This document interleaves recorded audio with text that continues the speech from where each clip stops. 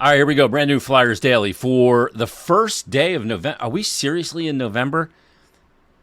If I had it my way, October would last the duration of 3 months. I don't even care if the weather changes. I just want it to be called October for 3 months. I love October. It's the beginning of the hockey season, beginning of the weather that I like, and it comes and goes in a flash every year. But it's November. And the Flyers are going to head into November with 2 straight wins, 3 wins in their last 4 games as they come out of Wells Fargo Center last night with a 2-1 win over the St. Louis Blues. Now, in yesterday's episode, I referred to last night's game as an extremely important game. I wasn't going to go all hot take and say, it's a must-win game. They have to win this game. I'm not going to do that game 11 into a season.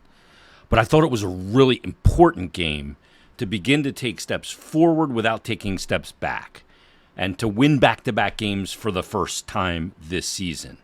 Coming out of that 2-0 win in Boston, to come out in this game and just have squandered another game at home would have been, it would have made Tuesday's game not worth it. But the fact that they went out again and came away with only scoring 2 goals and coming out with a win. If you can come out with 2 games where you score a total of 4 goals, 2 goals per game, and get 2 wins, that's found money. Now, how do you do that? Well, you got to do that just by getting good goaltending, and you got to do that by good penalty killing. They only took 2 penalties last night, which was great for the most penalized team in the NHL. But also the D-zone structure, once again, was very good. Like, this formula for the Flyers, it ain't rocket science. This is not going to be rocket science for this team. There's no new system or new way to play in the NHL that they need to figure out to have success. It's just kind of meat and potatoes. It's not prime rib. It's not filet mignon. It's a nice steak. It's a nice porterhouse. Well, porterhouse is really good. But it's a sirloin steak. And that's not Salisbury steak, but it's a nice sirloin steak. Nice cut of meat. And a nice baked potato. That's what they are. That's how they're going to have to win. They're going to have to do it as a collection, as a sum of the parts team. You're going to have to get it from different guys on different nights. Like you get the first goal of this game by Garnet Hathaway, his first of the season, after he was robbed in that Boston game in the first period on a 2-on-1 with Scott Laughton when Laughton came out of the box. And Jonas Korpisalo made a great glove save on him. But in this game, another 2-on-1. But this one all created by your fourth-line center, Ryan Poehling, who gets the legs moving, shows some really impressive dangles to go through, I think, 3, maybe 4 St. Louis Blues players to create a small area 2-on-1 at the end of the play, and he puts it over to Garnet Hathaway, who beats Binnington. And you're getting you get the first goal of the game, hugely important to get the first one, especially against a team that gave up 8 goals in their last game in an 8-1 loss to Ottawa and gave up 13 goals in their last 2 games. So to play from in front against that team, really important. And you get that to get you on the board, then there's no scoring in the second period. And frankly, I'm glad the Flyers got scored on in the third. You go, well, what do you mean? Would I rather Sam Ersson have a shutout? Of course. But because they get scored on basically midway through the third period, it's one of those things where you go, okay, now the team is put to a little adversity to try and win 2 straight games. Nathan Walker scored at 9:58. It's a bit of a scatter play where he ends up with the puck. Sam Ersson's got no chance on it. Hits off a couple of bodies, ends up on Walker's stick. He puts it in the goal. So the Flyers have a little adversity. Okay, how are they going to attack the final 10 minutes of this game where they've been leading since basically midway through the first period, and now all of a sudden it's tied midway through the third period? How are they going to react? Are they going to play the right way? Are they going to push? Well, they did. And at 16:59, Joel Farabee makes a tremendous play in the neutral zone. As St. Louis is exiting the zone, Scott Laughton is trailing the exit, and Joel Farabee drops back in the neutral zone into a defensive posture, skating backwards almost like a defenseman, and he's got his stick in his right hand, and he's taking away a passing option for the St. Louis Blues player coming through the neutral zone. And because he takes away that option, all of a sudden the back pressure of the back checker, Scott Laughton, comes into play. It forces the turnover from St. Louis, and because Farabee breaks up the initial play and starts that process, it's right in front of him. He's reading it, so he's jumping now into the play to get back on them in transition. Worst place to turn over the puck is right there, just outside your own zone, because they're just recoiling going back in. And they go back in. Laughton, after he gets the puck after the turnover, puts it up to his left-hand side to Farabee, who's now going in with speed, and Bobby Brink is driving the far post, and boom, Farabee makes a nice pass to him. Brink's got inside positioning on Ryan Suter, and he puts it in, and that's the game. That's the game. Again, it's that little thing. You can go, well, Brink drive in the net and a good pass from Farabee. Definitely. You needed those elements of it too. But it all starts with Joel Farabee playing detailed hockey in the neutral zone by taking away that pass and allowing Laughton and the back pressure to turn the puck over. I like looking at the science of the goal. Where did it start? Where does the play of consequence happen that leads to the goal for or the goal against? And in that situation, it was Joel Farabee, the way he defended in the neutral zone. Awesome stuff. Flyers take the lead. They hang on. It's a 2-1 win over the St. Louis Blues. And Sam Ersson had to make a huge save at the end of the third period on Braden Shen. Did so. He was really good once again. He's going to join us in just a second on the postgame show from postgame. And he also had to make 2 saves early in the second period that were absolute 10-bellers as well. And he did that. It was right after, I believe, the St. Louis power play. So, great performance out of Sam Ersson. Defensive zone structure is there. So let's go back to the meat and potatoes. What is the meat and potatoes for the Flyers? It's going to be D-zone structure. It's going to be good penalty killing. Hopefully it's still going to be good power play. I thought the power play really struggled last night on getting into the zone and getting set up. That's got to get reworked out. This is probably the league adjusting to their power play and how they like to enter. Now the Flyers are going to have to adjust to that. But it's not going to be, this super skilled, high flying. It's going to be that at times, but it's going to have to be a team that plays from their crease out. They're starting to move up the ice as a 5-man unit because of the structure in the D zone's better. It's allowing them to exit the zone together, make 5-7-foot passes to go out. Not everything's got to be a 70-foot stretch pass. I love the stretch pass. It strains the opponent an incredible amount, but sometimes it just doesn't work, and sometimes you need that through 2 5 to 7 foot passes, and then cross ice, boom, guy going through the neutral zone. Now you're entering with speed as a 5-man unit moving up the ice. I said this on the postgame show. I said that in this sport of hockey, you're not a defenseman, you're not a forward. You're not a defenseman or you're not an offenseman. When you're in your D zone, all 5 players are defensemen. You're all defending. When you're in the offensive zone, all 5 players are offensemen. That's the way you got to look at it, I think, in today's game.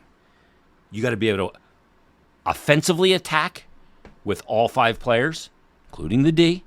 And if you want to defend in your D zone, all 5 players have to defend. They have different roles. Wingers have different roles than centers, and forwards have different roles than defensemen in the D zone. Absolutely.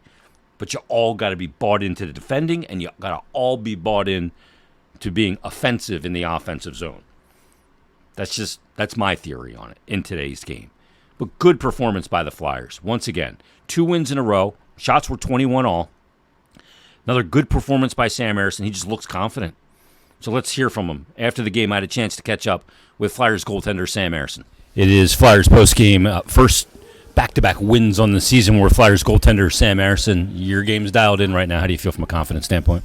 No, feeling good. I think we're playing very good as well. I mean, we're blocking tons of shots. Box play is playing great. So that's kind of our pillars for our success, and we're really grinding away. So we're playing good right now. Sam, put into terms what a kind of a determinative environment does for you as a goalie. Knowing you got backdoor coverage, knowing the structure's there, everyone's doing their job as a 5-man unit. What does that do for you as the goaltender? I think it just gives me a little bit more calm in my game. I can kind of like trust to take a little bit more depth and get myself like to a standstill, which allows my hands to work better. And I think that's huge for me. That's kind of like what builds my success. So I think it's like a circle of positive, like. It bleeds forward and it bleeds backwards. 100%. Yeah, I've always said that you're a guy that when you're confident, like I feel like I can see it in how you move during a stoppage of play. Shoulders are back. Just you look very determinative. Is that something you've worked on at body language? Maybe like maybe not thinking about it, but I think Part of your mental game. Yeah, 100%. I think it's kind of like how you talk to yourself, and I think that definitely affects how your body reacts and moves as well. So definitely something that you're trying to work on all the time. I think it's when you can show that you're calm to the team. I think that gives a good effect on them as well. I always say the goalie's the captain of the ship. If the captain's freaking out, everybody's freaking out, going nuts. But if you're calm, cool, and collected, they're calm, cool, and collected. 2 in a row. Good time for you guys to start really moving forward here. Another game against Boston on Saturday. Confidence amongst the group's got to be climbing. Yeah, 100%. We know that we cannot take anything for given, though, right? Like we play very hard right now, and if we just take our foot a little bit off the gas, we'll not have the same results. So we got to keep pushing here. Sam, thanks for doing this. Great game tonight, and looking forward to Saturday. Thanks. Thank you very much. Sam, in that conversation, talking about what it does for the goaltender when the structure is good, and there's trust in the structure. And you heard him say that, taking ice at certain times to come out to a shooter, knowing that your back door is covered, or knowing that if you make that first save, sticks are going to be tied up and inside positioning is going to be established for the rebound. So when a goaltender has that confidence in his structure in front of him, it gives him more confidence to play his position properly. And because he's playing his position properly, it gives the players in front of him confidence to play the game properly as well. It's this cyclical nature of the goaltending going hand in hand with what is happening in front of them from a structural standpoint, and the structure going hand in hand with the confidence of the goaltender to make saves. They just feed each other. You go nowhere without those two things being cohesive. And when Sam Ersson's playing well, like he's a player to me, a goaltender, number one, that when he's on his game, he is very difficult to beat. And when he's on his game, he is mentally unflappable. He's a guy that can get himself, give up a goal, and go, okay, I'm not going to let that goal affect me going forward, and I'm not going to let one goal lean into 2. And you can see his confidence. You can see his swagger. And I think that, again, like I've talked about here quite a bit, bleeds forward to the group in front of him. When he's got the swagger, the team gains the swagger. And playing with a little bit of swagger and confidence is always good in team sports. And like I said to Sam, to me, of the players that are on the ice, the goaltender is the captain of the ship in the sense that he's got such a consequential position. If he can remain calm when the S hits the fan, then everybody stays calm. But the moment the goaltender starts to freak out and let the emotions get the best of him and let a bad goal turn into 2, then everybody freaks out. So it's good to have that really calm head on your shoulders of a goaltender. So another really good performance by Sam. I don't know where they're going to go, how they're going to handle this goaltending thing. I would play him again on Saturday against Boston. There's not a lot of hockey this week. It's Tuesday, Thursday, Saturday. Couple of days off before they start on the road trip next week. On Tuesday when they'll go to Carolina. And then it'll be Tuesday, Thursday, Saturday again. 2 days off, and they'll play Monday. So you can ride him a little bit here. Now, you got to be careful because you do have to play your backup. You don't want to run him into the ground. Torts talked about this post-game. You don't want to get into a situation where you use up too much of his energy allotment too early. You got to pace it. It's an 82-game season. And a lot of that will depend on, the workload, the load management of how these games look. Like last night's game was 21 shots. Now, shots don't determine workload. It's more like offensive zone time. But the Flyers possessed the puck a lot more than St. Louis did in that game last night. And there's a number that tells me that. The number is this, 24-10. St. Louis Blues had 24 hits to the Flyers, 10 hits in the game. When you lead in hits by a pronounced number, it means that the other team had the puck way more. And the Flyers had the puck way more against the St. Louis Blues. So when you're chasing a play, you're hitting guys. When you got the puck, you're not looking to hit people. So that's a good sign for the Flyers. The fact they only took 2 minor penalties, another good sign. The other thing, a little number inside the numbers here, 53.5. Flyers won the face-off battle again. They've been getting much better in the face-off circle. All right, so last thing for this episode, and we'll be back Monday with Bill Meltzer, was that in the game there were some missed shifts for Matvei Michkov. He's been repeating some of the same mistakes as what John Tortorella said post-game. And I hope people aren't freaking out about this. You're going to have periods where you're going to have to do this with him and with every young player. He has never played 4 games in 6 days, as Tort said. And in this league with the best players in the world. Sometimes it's good just to slow it all down a little bit to ultimately move further forward quicker.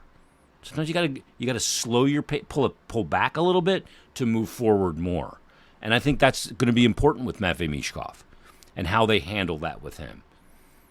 He's a competitor, and I think that he's a gamer to me.